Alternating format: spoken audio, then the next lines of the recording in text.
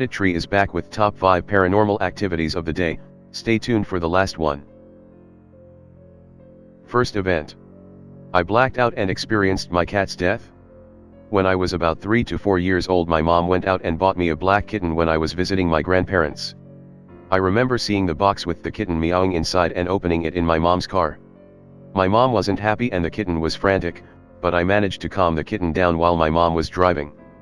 The cat and I were best friends ever since. Her name was Pounce. My mom had a stroke when I started preschool and my grandparents got custody of me. I still visited my mom, and Pounce, every weekend. When I was a sophomore in high school, Pounce kept needing vet appointments to take off tumors on her leg. On the Sunday before her last doctor's appointment, I wished her luck and headed home for the week. I didn't know the date of her appointment and I was expecting to see her good as new the next Sunday because it wasn't the first time. I was in my third period German class when it happened. I went blind for a minute. All I saw was black. I couldn't even hear. I couldn't think. I sat at my desk staring forward, feeling empty and powerless, like my soul had been sucked out. When my head and vision cleared, I had trouble getting back to myself and paying attention in class. It was a simple review day in German 1 and I couldn't get my bearings right. That day my mother called the house asking for me to visit, claiming she had a procedure done. I believed her as her health wasn't good. My mother's home health aide picked me up in her car. The aide tried to tell me about my mother, but I stopped her. For some reason. "So you mean to tell me my cat isn't dead?" came out of my mouth. We were both shocked. I didn't consciously know my cat was dead, but as soon as those words came out I realized it was true. I knew she was dead. The aide cried and finished driving me to my mother's home. Pounce was riddled with cancer and had to be put down. I asked my mother about the timing of Pounce's death and of course my instincts were correct and it happened during German 1. I have no idea why I felt Pounce's death and it is something I'll never forget. It baffles me to this day. Second event. Here's my experience for all of you. Some backstory. This was maybe 5 years ago. I lived with my grandparents, and that day, it was the anniversary of my great-grandma's death, the mother of the grandma I lived with. My grandparents are kind of hoarders, as in the basement is filled with the things from both of their parents, grandparents, and on. The house is basically just full of a lot of old stuff, a lot of it being ancestors' stuff. On to the story. It was the 20th anniversary of my great-grandma's death. We all go about our day, and I go into my grandparents' room to talk about some stuff. There's a bracelet on the ground and I think, my grandma's bracelet dropped. I pick it up and bring it in. As I go in, my grandma is crying. She's crying because it's the anniversary and because as she driving to go get groceries, the song that her mother passed away to played on the radio. Sometimes people play songs as you take them off the vent. And my grandma tunes into the oldies station on the radio. I comfort her, and say, "Hey, I found your bracelet right outside your room." It wasn't her bracelet. It was her mom's. She says, "Where did you get this?" I say, "Outside your room." Turns out, this was her mom's bracelet, and she hasn't seen it for 15 years. That's the only time I've ever had this type of encounter, but I truly believe it was her mom saying hello. Hey there you, yes you, help me to get 100 subscribers, press the subscribe button now to never miss an upload. Third event. I'm back home for the time in years and the spirits remember me. I've posted more of the backstory before and I still don't know how to explain this, but I feel the spirits that scared me as a teenager remember me. 33F. I moved across the country 5 years ago and have been back sporadically for a few days and everything was fine. A bit of backstory here. I lived with my parents briefly when they bought the house in 2005 and I started to have trouble sleeping. I started to see shadow figures around the house night and day and eventually they followed me to work. I remember working at a high-end dealership in the service department and I started to see them in the shop. I freaked out and told my parents, physicians, and went for testing to see if I was suffering from some sort of brain issue, physical and mental. Tests came up clear. I started going to church. I got holy water to seal my room and did the whole salt thing and a cross of rice. My mom gifted me a gold cross and things subsided. I only saw shadows outside my room through the crack in the door by the floor. Every night, I woke up between 2 to 4 a.m. I started dating someone and moved out. They stopped, but every couple of months I'd get sleep paralysis and see them outside my window or I'd get super vivid nightmares. I started sleep talking and sitting up randomly. My ex started to record it and it was super creepy. Fast forward to 2015, I moved out of province and they totally stopped. For 5 years. I flew back to my parents' place last week with my current BF and the dreams came back with full force.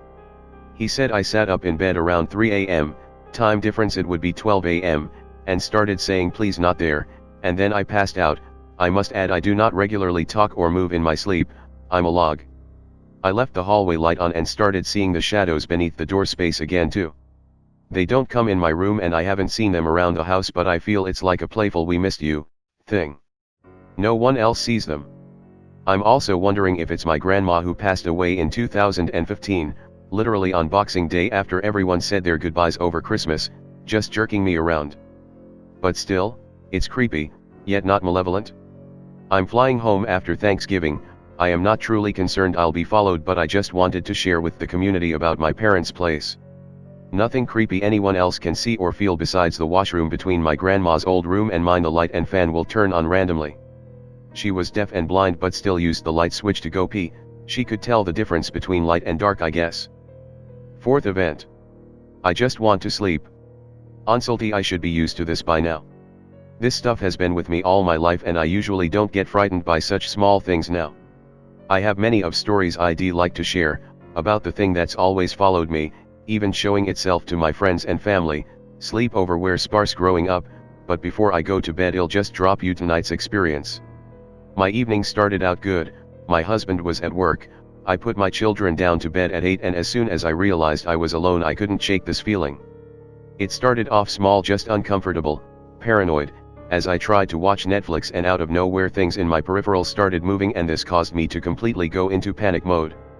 I waited, all lights on, for my husband to get home, on the couch. My cat would continuously look into the kitchen, rooms were wanting through a hall, as she was watching something move. There were no flies. I checked. My husband gets home, crisis averted? No. He falls asleep and I just can't. This childhood fear still has me and I'm aware of every noise around me, especially when it comes from right in front of me. My closet is a double door from across my bed and I hear a slight shuffle from inside, then the door slowly creaks open. Stops. And continues. At first I think nothing of it, my cat of course.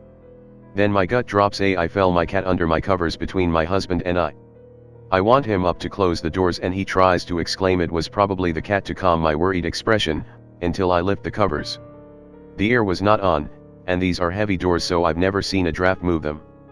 I currently have the half light on and my door fully open against my husband's wishes. I'm looking at our cat and still hearing noises, and he checked when he closed the doors, no small pest. Last but the most spooky one event. Mr. Scientist covered in blood.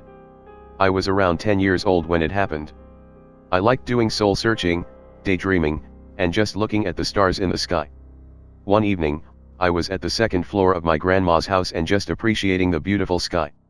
Below the view, we have an abandoned pig pen. We didn't have pigs anymore so it was in bad condition. Suddenly, a man wearing eyeglasses and a white coat covered with blood appeared at the entrance of our pig pen. He had a creepy smile and he was staring at me, then suddenly, his neck broke and bent sideways without breaking eye contact with me. I was frozen with fear and confusion. My feet were trembling like hell. I screamed but my body was under too much stress, it couldn't produce sound. I went back running to my room and cried myself to sleep. The next morning, I told my cousin about what happened last night. I told him that I saw a scientist with broken neck covered in blood last night. He was so fascinated and scared at the same time. We didn't talk about it since then. I also tried to deliberately forget that event. Never told anyone again and that memory simply slipped away from my mind. Fast forward to present, I'm now 27 years old. Last month, I went to visit my cousin at his house after many years, not the same house where the creepy thing happened. He then reminded me about the story I told him when I was a kid. He said that it was his favorite story to tell to his friends because it was really creepy. I was shocked because how did I manage to forget something like that? Every little detail came rushing back to my mind. I suddenly remember everything that happened that night. Once again, I was frozen in fear. Not because of what I felt that night but because of some realization. I finally recognized the man I saw that night. That man was me. He was wearing the same white coat and eyeglasses I'm wearing today as medical intern. I'm just unsure what the blood on my coat means. I don't know why it happened to me. Did I really see my future me? Why would I do that to my younger self? It was such a psychotic thing to do. The only thing I'm sure about is that it wasn't just my imagination. I almost always daydream, but that one was real.